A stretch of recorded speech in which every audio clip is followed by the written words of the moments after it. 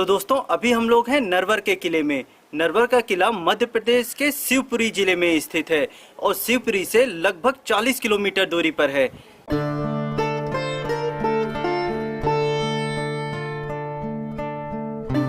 जो आप हमारे पीछे दरवाजा देख पा रहे हैं, ये नरवर किले के जाने के लिए पहला रास्ता है जिसे पीसनहारी दरवाजा कहा जाता है। तो चलिए अब यहाँ से हम किले के अंदर चलते हैं। पीसनहारी दरवाजा जब किले से गेहूं के पीसने की आवाज आती थी तब यह दरवाजा खुला करता था।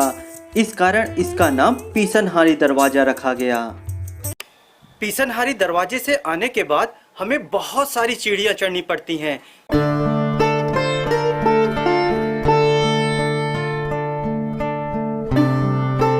जो आप हमारे पीछे सीढ़ियां देख पा रहे हैं, ये किले में जाने के लिए सीढ़ियां बनी हैं जो कि पीसनहारी दरवाजे के बाद पड़ती हैं। नरवर का किला विंध्याचल पर्वत श्रृंखला की एक पहाड़ी पर 500 फुट ऊंचाई पर स्थित है और 8 वर्ग किलोमीटर में फैला हुआ है। पीसनहारी दरवाजे से लगभग 100 सीढ़ियां चढ़ने के बाद हमें पीर दरवाजा मिलता है। दरवाजे पर ही एक मजार देखी जा सकती है। अभी हम लोग हैं नरवर किले के मुख्य द्वार के सामने।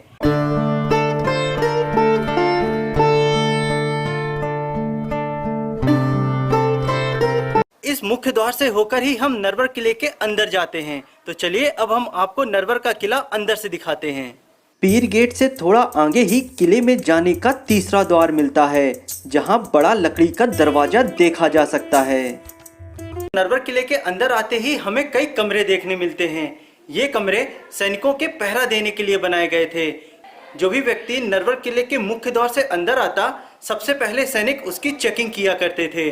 नरवर का यह किला प्रायः सैन्य निर्माण किला था, जहां सैनिकों को युद्धाभ्यास कराने की ट्रेनिंग दी जाया करती थी। 10वीं शताब्दी में कछवाहा राजपूतों ने यह किला अपने अधिकार में लिया और इस किले का पुनः निर्माण कराया। तो अभी हम लोग हैं हवापौर दरवाजे के सामने। हवापौर दरवाजे को हवापौर इसलिए कहा जाता है क्योंकि यहाँ पे हर ऋतु में ठंडी हवा निकलती है, इसलिए इसको हवापौर कहा जाता है। हवापौर दरवाजा किले के अंदर प्रवेश के ठीक पहले पड़ता है। यह किले में प्रवेश करने का चौथा व अंतिम दरवाजा है। इसकी आकृति ट्रेपेजोइडल शेप में है। इसके कारण इस दरवाजे से तेजी से हवा निकलती है।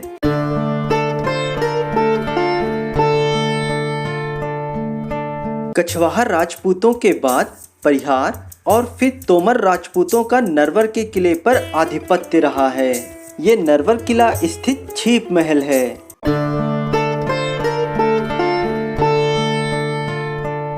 अभी हम लोग हैं नरवर किला स्थित छिप महल के सामने। जो आप हमारे पीछे महल देख पा रहे हैं, इसे छिप महल कहा जाता है। तो चलिए देखते हैं छिप महल के अंदर ऐसा क्या है। छिप महल 2 मंजिला सुंदर इमारत है, जहां कई कमरे बने देखे जा सकते हैं। तो छिप महल के अंदर बहुत सारे कमरे बने हैं, जहां पर आम जनता रहा करती थी। छिप महल में बने कमरे प्रायः खंडहर हो चुके हैं और ये कमरे प्रायः टूटी फूटी अवस्था में हैं।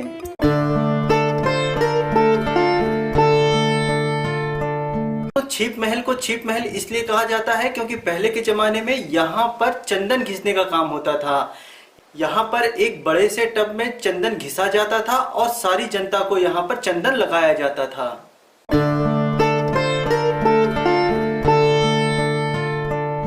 जो आप हमारे पीछे टब देख पा रहे हैं, इसी टब में ही चंदन घिसा जाता था। कहा जाता है कि इसमें इतना चंदन घिसा जाता था कि ये टब पूरा भर जाया करता था। नरवर से मालवा की ओर जाने का मुख्य मार्ग हुआ करता था, जहाँ चौहान राजाओं का शासन था, जो कि परिहार व राजपूत राजाओं के रास्ते का रोड़ा था। क्योंकि मालवा जाने का मार्ग व्यापारिक मार्ग था, इस रास्ते से व्यापार के लिए राजपूत और परिहार राजाओं द्वारा चौहान राजाओं को कर देना पड़ता था। तो छिप महल के बाद ये गल्ला मंडी आती है, जहाँ पे अनाज का व्यापार होता था। यहाँ पे अनाज खरीदा जाता था और उसे बेचा जाता था।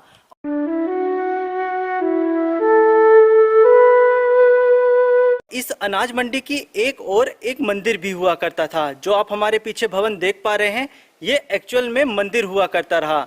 आज के समय ये मंदिर खंडहर हो चुका है।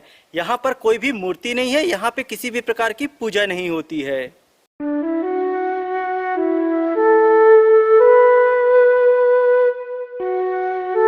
दोस्तों, जो आप हमारे पीछे भवन देख पा रहे हैं, ये गल्ला मंडी का ही भवन हुआ करता रहा। यहाँ पर अनाज को स्टोर करने का काम किया जाता था। प्राचीन समय में ये अनाज का गोडाउन हुआ करता था। यहाँ पे अनाज को रखा जाता था।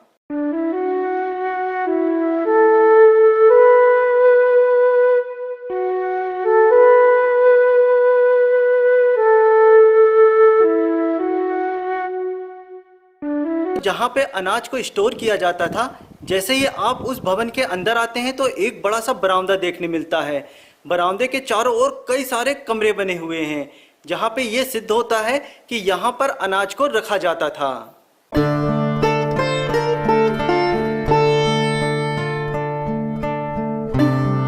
तो अनाज मंडी के बाद एक चक्की भवन भी आता है।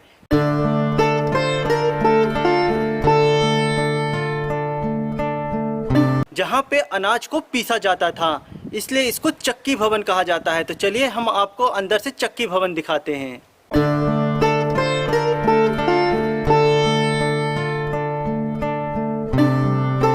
तो चक्की भवन के अंदर एक चक्की देखने मिलती है, जहाँ पर अनाज को पीसने का काम किया जाता है।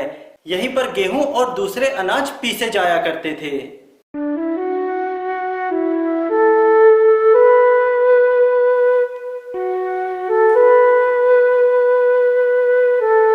चक्की भवन एक बहुत बड़ी इमारत है, जहाँ पे बहुत सारे लोग रहा करते थे। यहाँ पर आम जनता ही रहा करती थी और गेहूं पीसने और दूसरे अनाज पीसने का कार्य किया करती थी। 19वीं शताब्दी में मराठाओं ने चौहान राजाओं को हराकर इस किले पर शासन किया, पर चौहान राजा पूरी तरीके से हारे नहीं थे। उन्होंने मराठाओं को कभी भी कर नहीं दिया। मराठाओं ने चौहान राजाओं का पूर्णतः शासन समाप्त करने के बावजूद पूरे राजपूत ठिकानों पर मराठाओं द्वारा अधिकार नहीं हो पाया था।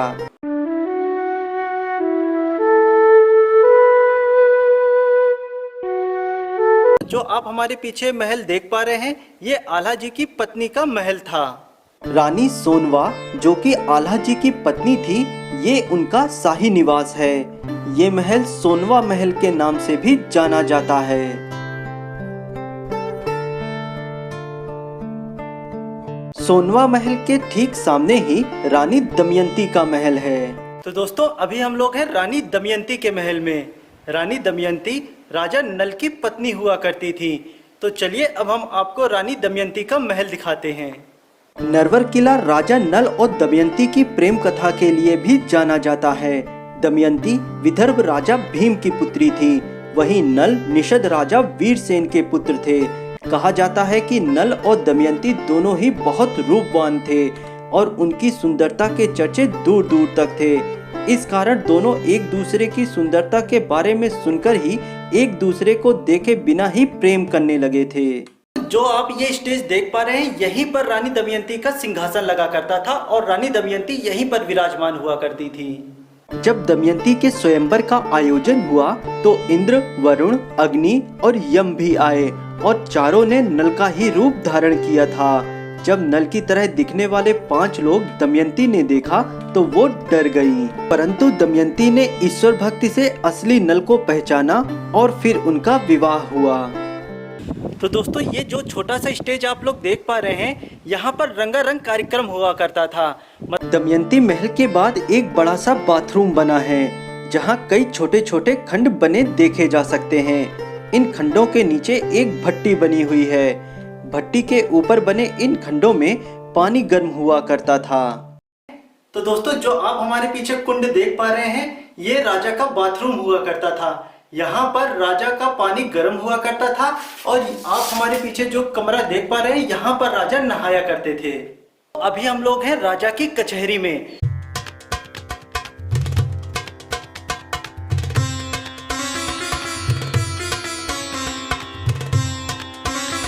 जो आप हमारे पीछे स्टेज देख पा रहे हैं, यहीं पर राजा का सिंहासन लगा करता था। यहीं पर बैठकर राजा न्याय किया करते थे।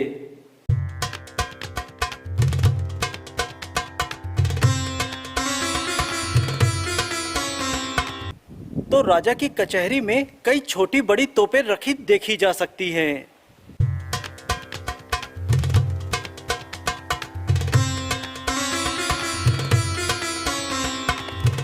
जो आप हमारे पीछे भवन देख पा रहे हैं, ये सिकंदर लोदी की मस्जिद हुआ करती थी।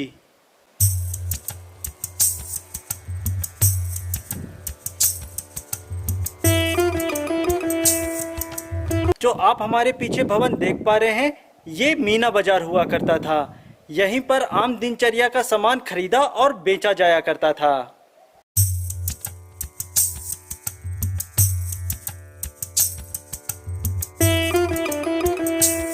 इस मीना बाजार में आप छोटे बड़े कई कमरे बने देखे जा सकते हैं, जहां पे लोग अपनी छोटी छोटी दुकानें लगाया करते होंगे।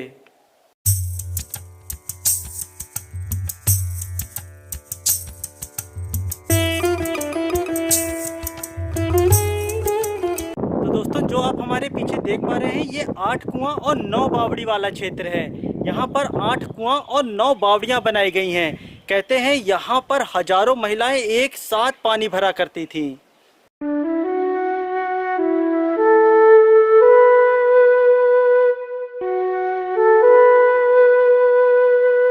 तो आप जो हमारे पीछे भवन देख पा रहे हैं, ये अखाड़ा हुआ करता था। यहाँ पर राजा मल्ल युद्ध का आनंद लिया करते थे। तो चलिए अब हम आपको अखाड़ा पास से दिखाते हैं।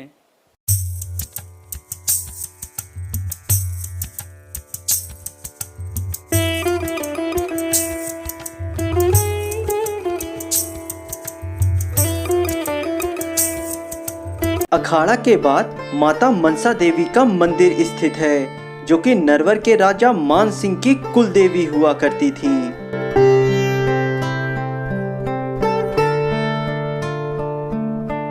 यह है नरवर स्थित पसर देवी का मंदिर। महाभारत काल में जब राजा नल जुए में छोटे भाई से अपना सारा राजपाट हार गए थे और वे अपनी पत्नी दमयंती को लेकर जाने लगे, तब उनकी कुल देवी खजाने की रक्षा के लिए किले के दरवाजे के समीप आकर लेट गईं। तभी से उनका नाम पसर देवी पड़ा। नरवर किले के द्वार पर 12 फीट लंबी और 8 फीट चौड़ी पसर देवी की मूर्ति स्थापित है, जहां 7 से 8 फीट गहरा गड्ढा नजर आता है, जिसमें सिक्का डालने पर खन्न की आवाज आती है। इसलिए इस मंदिर को धन और खजाने से जोड़ा जाता है। नरवर को तंत्र मंत्र और जादू की नगरी भी कहा जाता है। किले पर तांत्रिक पीठ होने का भी प्रमाण मिलता है। लोग मंदिर के सामने पत्थर के ऊपर पत्थर रखकर घर बनाने की मनोकामना माता पसर देवी से मांगते हैं। जो आप हमारे पीछे भवन देख पा रहे हैं, ये नरवर किले की मधुशाला हुआ करती थी, जहाँ पे शराब खरीदी और बेची जाया करती थी। तो चलिए ये मधुशाला हम आपको अंदर से दिखाते हैं।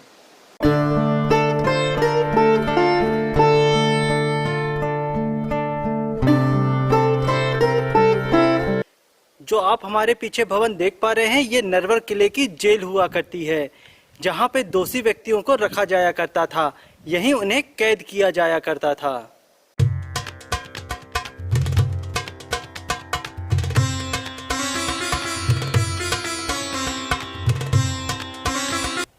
तो नरवर की इस जेल में कई छोटे छोटे कमरे बने देख सकते हैं, जहां पे कैदियों को रखा जाया करता था।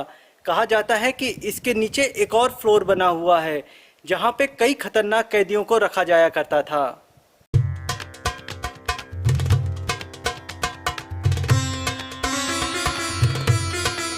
तो दोस्तों, जो आप हमारे पीछे भवन देख पा रहे हैं, ये बुनकरों का भवन हुआ करता था।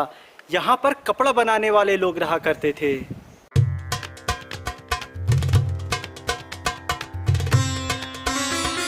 आल्हा काव्य में नरवर को मुहर्रमगढ़ के नाम से भी जाना जाता है, जहाँ राजा मोतीमल बघेल के नाम का जिक्र मिलता है। नरवर का किला नाग राजाओं की राजधानी रहा है। यहाँ 9 नाग राजाओं ने शासन किया, जिनके पहले राजा भीमनाग थे, जिनका शासन लगभग 57 से 82 ईस्वी तक रहा, और अंतिम नाग राजा देवनाग थे, जिनका शासन 277 ईस्वी से 300 ईस्वी तक रहा। फिर नाग राजाओं को सम्राट अशोक ने हराकर यह क्षेत्र अपने आधिपत्य में ले लिया। 12वीं शताब्दी तक यह नरवर का किला नालापुरा के नाम से जाना जाता था। इस किले का निर्माण राजा नल के नाम पर रखा गया, जिनका उनके और रानी दमयंती की प्रेम कथाओं का वर्णन महाभारत में मिलता है। दोस्तों, वीडियो पसंद आया हो तो प्लीज़ वीडियो को लाइक करें, कमेंट करें, शेयर करें और हमारे चैनल को सब्सक्राइब करना ना भूलें। Thank you.